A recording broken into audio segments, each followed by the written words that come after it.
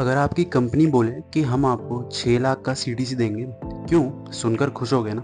अगर वही उन्हीं 6 लाख में से अगर आपके हाथ में सिर्फ 30,000 इतने ही रुपए दें, तो अब आप बताओ कि सैलरी बढ़ी या बस आपको इल्यूजन में रखा गया? चलो इसे डीपली समझते हैं। बहुत बार कंपनियां आपके सीटीसी यानी कॉस्ट टू कंपनी को बड़ा दिखाती है ताकि ऑफर ज़्यादा अट्रैक्टिव लग सके, लेकिन सीटीसी का मतलब वो पूरी अमाउंट नहीं होती जो आपके हाथ में आती है। इसमें कई ऐसे हिस्से होते हैं जो या तो आपको सीधे नहीं मिलते या फिर साल में एक बार मिलते हैं, जैसे बोनस या परफॉर्मेंस इंटेंसिव, और पीएफ यानी कि प्रोविडेंट फंड जो कि आपका और कंपनी का हिस्सा होता है, देन ग्रेचुइटी और इंश्योरेंस प्रीमियम एक्सेट्रा। मान लो आपकी एनुअल सीटीसी 6 लाख रुपए है। अब इसका ब्रेकडाउन कुछ इस तरह से होता है। आपकी बेसिक सैलरी 3 लाख रुपए पर ईयर होती है, यानी लगभग 25,000 पर मंथ। इसके अलावा आपको HRA और अदर अलाउंसेस के रूप में लगभग 1,20,000 एनुअल यानी 10,000 पर मंथ मिलते हैं। अब उन हिस्सों के बारे में बात करेंगे जो आपके हाथ में सीधे नहीं आते, जैसे कंपनी आपके प्रोविडेंट फंड में लगभग 72,000 पर ईयर जमा करती है, जो आपके इन हैंड से कट जाता है। इसी तरह ग्रेचुइटी और इंश्योरेंस पर लगभग 48,000 पर ईयर खर्च होता है, जो आपको सीधे नहीं मिलता। इसके अलावा कंपनी एक परफॉर्मेंस बोनस भी जोड़ती है, जो लगभग 60,000 पर ईयर का होता है, लेकिन ये साल के आखिर में और हमेशा गारंटीड नहीं होता।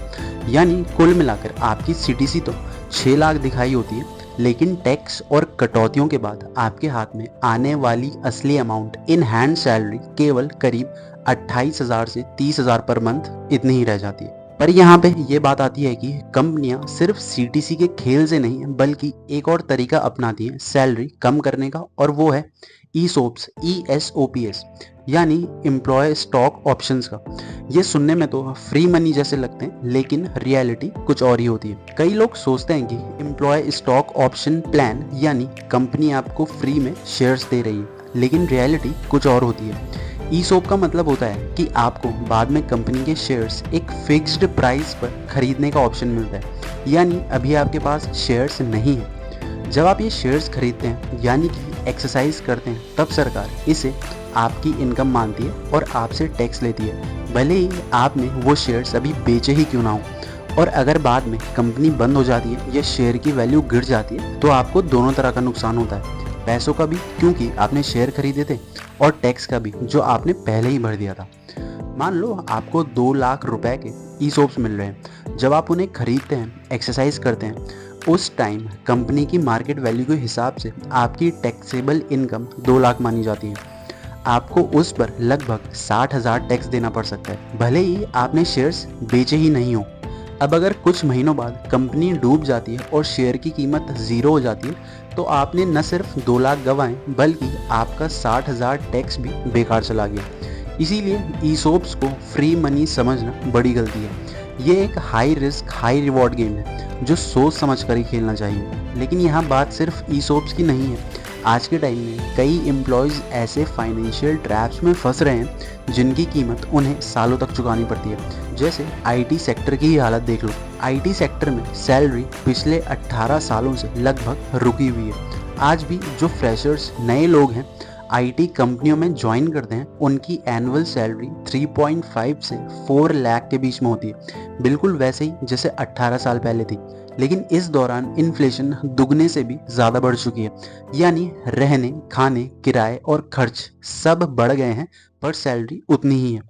यहाँ तक कि जो लोग 10 साल से काम कर रहे हैं, उनमें से करीब 80% लोगों की सैलरी 12 से 16 लाख के बीच में ही अटकी रहती है। कंपनियां हर साल सिर्फ 4 से 5% की ही सैलरी हाइक देते हैं, जो कि इन्फ्लेशन रेट से भी कम है। यानी असल में ये सैलरी बढ़ने के बजाय घट रही है। इफेक्टिव पे आउट, आसान भाषा में कहें तो आईटी सेक्टर में ज़्यादा लोगों की कमाई बढ़ती नहीं, बल्कि महंगाई के हिसाब से घटती जा रही है। अब ये सब समझने के बाद एक और इम्पोर्टेंट बात समझ में आती है कि आखिर ऐसा क्यों होता है कि कुछ सालों बाद सैलरी बढ़ना लगभग रुक जाती है। दरअसल आईटी सेक्टर में ज़्यादातर लोग एक लेवल तक तो बहुत तेज़ी से पहुंचते हैं, लेकिन उसके बाद ग्रोथ धीमी पड़ जाती है। ज़्यादातर करियर लगभग 5 से 6 साल के एक्सपीरियंस के बाद एक प्लेट्यू पर आ जाते हैं, प्लेट्यू हिट कर देते हैं। इस टाइम तक एम्प्लॉय आमतौर पर 8 से 12 लाख एनुअल कमाने लगते हैं और मिडिल मैनेजमेंट के लेवल तक पहुंच जाते हैं। अब प्रॉब्लम ये होती है कि पहले जहां हर 1 से 2 साल में प्रमोशन मिल जाता था, अब वही प्रमोशन मिलने में 4 से 5 साल लगने लगते हैं। इस लेवल पर करियर ग्रोथ रुक सी जाती है जब तक कि आप कोई स्ट्रैटेजिक मूव ना उठाएं, जैसे कि नई स्किल सीखना, किसी और कंपनी में स्विच करना या किसी दूसरे रोल में चले जाना। सिंपल लैंग्वेज में कहा जाए तो 5 से 6 साल बाद करियर की रफ्तार धीमी पड़ जाती है और आगे बढ़ने के लिए समझदारी से प्लान बनाना ज़रूरी हो जाता है। यही कारण है कि कई लोग अपने करियर के बीच के सालों में फंस से जाते हैं। ग्रोथ रुकती तो नहीं है पर तेज भी नहीं रहती है, और अगर इस टाइम सही डायरेक्शन में कदम ना उठाया जाए तो आगे चलकर हालात और मुश्किल हो सकते हैं, क्योंकि रियलिटी ये है कि एज के साथ साथ अपॉर्चुनिटी भी धीरे धीरे कम होने लगती है। आमतौर पर लोगों की सैलरी 35 से 44 साल के बीच में सबसे ज़्यादा होती है, उसके बाद धीरे धीरे कम होने लगती है। जब कोई बंदा 40 साल की एज पार कर लेता है तो नई नौकरी या अच्छी अपॉर्चुनिटी मिलना बहुत डिफिकल्ट हो जाती है, क्योंकि ज़्यादातर कंपनियां यंग और सस्ते एम्प्लॉयज़ को रखना पसंद करती हैं। अगर आपकी उम्र 35 साल है और आप 25 लाख एनुअल कमा रहे हैं तो आपके इनकम का 40 लाख तक पहुंचना लगभग क्लोज टू इम्पॉसिबल है। जब तक आप खुद को पूरी तरह नया नहीं बना लेते, यानी अपने करियर का डायरेक्शन, स्किल या रोल को री इन्वेंट नहीं करते, तो आपकी ग्रोथ का फास्ट होना डिफिकल्ट हो जाता है। क्योंकि करियर की ग्रोथ उम्र के साथ नहीं बल्कि स्किल और अडेप्टेशन के साथ चलती है। लेकिन ये बात यहीं खत्म नहीं होती। असली फ़र्क तब पड़ता है जब आप अपने करियर को ठहरने नहीं देते। एज या सैलरी से ज़्यादा मायने रखता है कि आप कितनी समझदारी से अपने अगले स्टेप्स रखते हैं। यहीं पे अगला रूल आता है, यानी समझदार प्रोफेशनल्स किसी एक नौकरी में जमे नहीं रहते बल्कि सही टाइम पर स्विच करते हैं। अगर कोई बंदा एक ही कंपनी में 10 से 15 साल तक काम करता रहता है तो उसकी सैलरी बढ़ने की स्पीड भी स्लो डाउन हो जाती है। लेकिन जो लोग हर 4 से 6 साल में नौकरी बदलते हैं उनकी मार्केट वैल्यू बढ़ती है, क्योंकि नई कंपनी उन्हें उनके एक्सपीरियंस के हिसाब से 20 से 40% ज़्यादा सैलरी देती है। मान लो किसी की पहली सैलरी 5 लाख पर ईयर है, वो हर 5 साल में नौकरी बदलता है और हर बार एवरेज 30% की अपनी सैलरी में हाइक पाता है। इस तरह 20 साल में यानी मिनिमम 4 स्विचेस के बाद उसकी सैलरी 40 से 60 लाख तक पहुंच सकती है। अगर आप लगातार सीखते रहते हैं और सही टाइम पर नई अपॉर्चुनिटीज़ पकड़ लेते हैं तो आपकी सैलरी और करियर दोनों तेज़ी से बढ़ेंगे, क्योंकि smart professionals don't settle, they switch smartly. लेकिन सिर्फ नौकरी बदलने से ही ग्रोथ नहीं होती। असली फ़र्क तब आता है जब हर स्विच करने के साथ आपकी स्किल्स भी अपग्रेड होती है, क्योंकि जितनी बार आप अपनी स्किल्स को नए टूल्स, टेक्नोलॉजी या ट्रेंड्स के साथ जोड़ते हैं उतनी ही तेज़ी से आपकी मार्केट वैल्यू मल्टीप्लाई होती जाती है। जब आप अपने काम में लगातार नई स्किल्स और टेक्नोलॉजी को ऐड करते रहते हैं तो आपकी ग्रोथ सिर्फ थोड़ी ही नहीं बल्कि कई गुना बढ़ जाती है। जो लोग 3 से 7 साल में अपनी स्किल्स को अपग्रेड करते रहते हैं वो ऑटोमेशंस, मशीनों या एआई से होने वाले कामों से पीछे नहीं रहते बल्कि आगे निकल जाते हैं। मान लो कोई बंदा ह्यूमन रिसोर्स में काम करता है, पहले वो सिर्फ रिक्रूटमेंट और अटेंडेंस मैनेजमेंट करता था। अब अगर वही बंदा HR एनालिटिक्स सीख ले, यानी डेटा का इस्तेमाल करके एम्प्लॉय की परफॉर्मेंस, हायरिंग ट्रेंड्स और इंगेजमेंट्स को समझना, ये सब सीख ले, तो उसकी वैल्यू कंपनी में बढ़ जाती है और उसे सैलरी में 85। कुछ टाइम में अपने काम में नई स्किल्स जोड़ना यानी स्किल कंपाउंडिंग, यही असली ग्रोथ मल्टीप्लायर है। जो ऐसा करते हैं वे सिर्फ नौकरी नहीं करते बल्कि करियर को फ्यूचर प्रूफ भी बनाते हैं।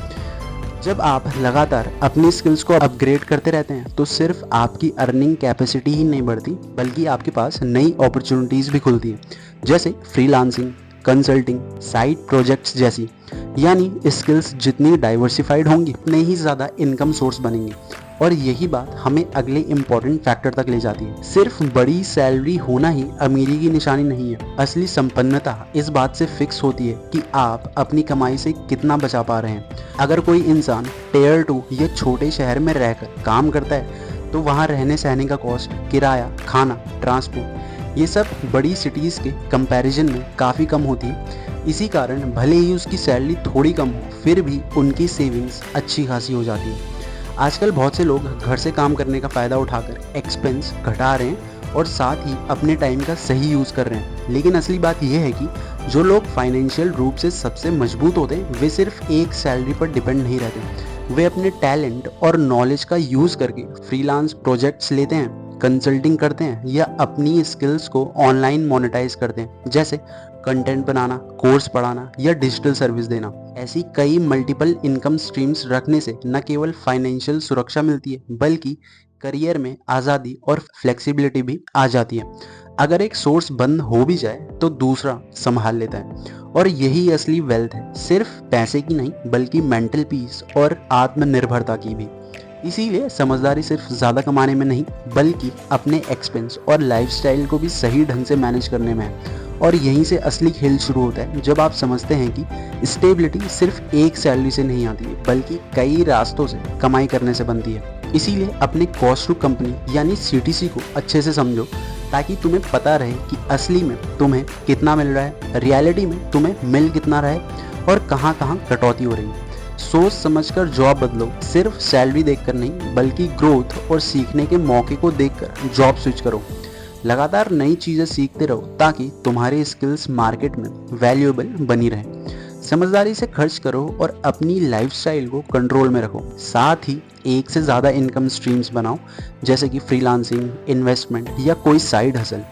यही वो तरीका है जिससे तुम अपने फाइनेंशियल जर्नी में आगे रह सकते हो। विद दैट सेड दोस्तों, अगर वीडियो पसंद आया हो तो वीडियो को लाइक, शेयर और चैनल को सब्सक्राइब करना ना भूलें। More informative content is on the way. Thanks for watching.